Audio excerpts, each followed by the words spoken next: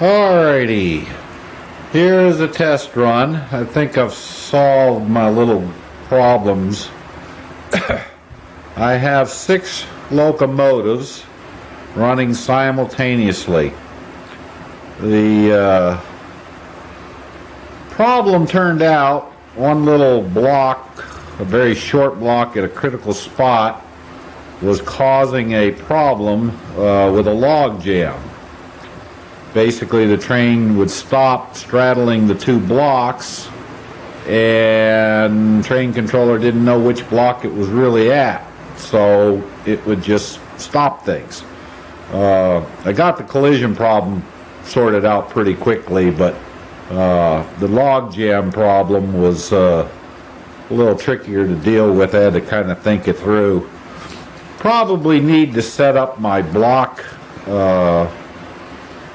markers and rules a little differently to make it run a little smoother, but the old layout, there was no way it could run 6. It could run, it's the same layout, but this one just has a little bit longer blocks physically because of the larger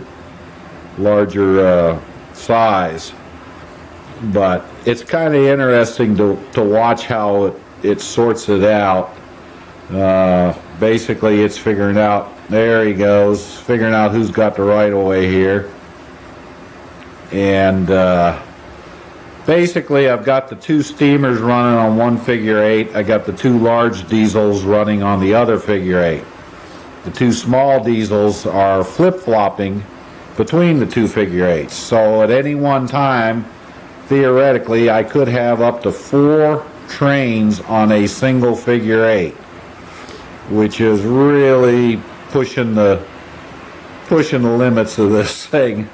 I need a bigger layout, but that ain't gonna happen. But I'm really tickled now that this seems to be working. It's a little sluggish, but I'm happy with it. And we got one train coming up on another one there, and he takes off. But I think I can iron it out a little more on some different settings to make it a little smoother. The old layout, a lot of times I had stoppages. Oh, let's see, there's a crossing there. And boy, they just cut it close. 3 trains met at that crossing, but no collision. So anyhow, I guess I'm going to get braver and actually add some trains to these locomotives and see what it looks like. But here we got another potential collision that'll turn out. Let's see what happens here. That guy snuck through. That guy slows down. See, I think I can make this work a little smoother just by altering some different settings. I've got the sound turned off on all the locomotives, because if they were all running with sound on them right now, you probably couldn't hear my voice. Even though I turn them down, it is an absolute chaotic madhouse with all 6 trains running. If I get a little braver here, I'll probably run some different. Here we go. We got the 2 little diesels. They're taking the one's on the shortcut, the other's on the figure 8, or crossing over to the other figure 8.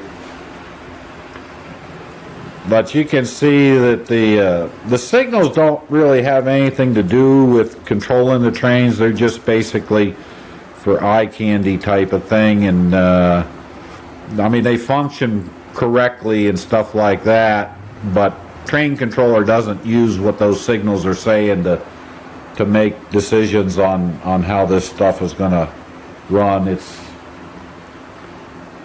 There's all kinds of ways, I think, to rearrange the priorities on things, but I probably won't even get into that. But basically, the signals are running rules that I used on the previous layout, so they work fairly semi-prototypically.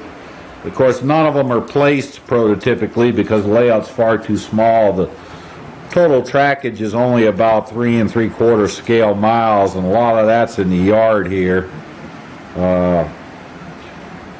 That yard can hold an 8-foot train. But anyhow, we're making progress. Yay!